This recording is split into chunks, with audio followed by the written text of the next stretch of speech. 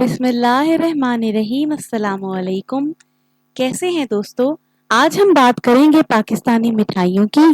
पाकिस्तानी मिठाइयाँ दुनिया भर में अपनी मिठास और लज़्ज़त के लिए मशहूर हैं। ज़रा सोचें, अगर मिठाइयाँ ना होती तो शादी ब्याह की तकारीब कैसे अंजाम पाती।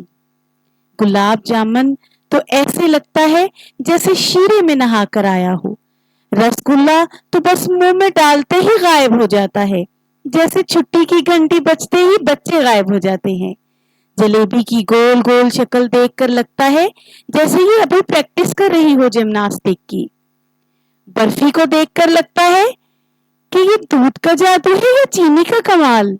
सिवैयां तो ईद के दिन सबकी प्लेटों में छलांग लगा देती हैं। लड्डू खाकर तो ऐसे लगता है जैसे खुशी का बम फट गया हो। मिठाइयों की दुनिया में सबसे ज्यादा लड़ाई किसकी होती है? जी हाँ, बताएं, कौन किस मिठाई को पसंद करता है? कभी सोचा है गुलाब जामुन क्यों हमेशा पहले खत्म हो जाते हैं? क्योंकि सबको वही सबसे ज्यादा पसंद है। पाकिस्तानी मिठाइयाँ सिर्फ जायके में ही नहीं बल्कि खुशियों में भी इजाफा करती हैं।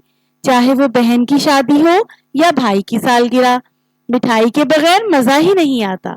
बाज बच्चे तुम मिठाई खाने के लिए बार बार कहते हैं, अम्मी एक और दे दे, बस ये आखिरी, और वो आखिरी कभी खत्म नहीं होती। फिर मिलेंगे किसी मजेदार से उन्वान के साथ। अल्लाह हाफिज।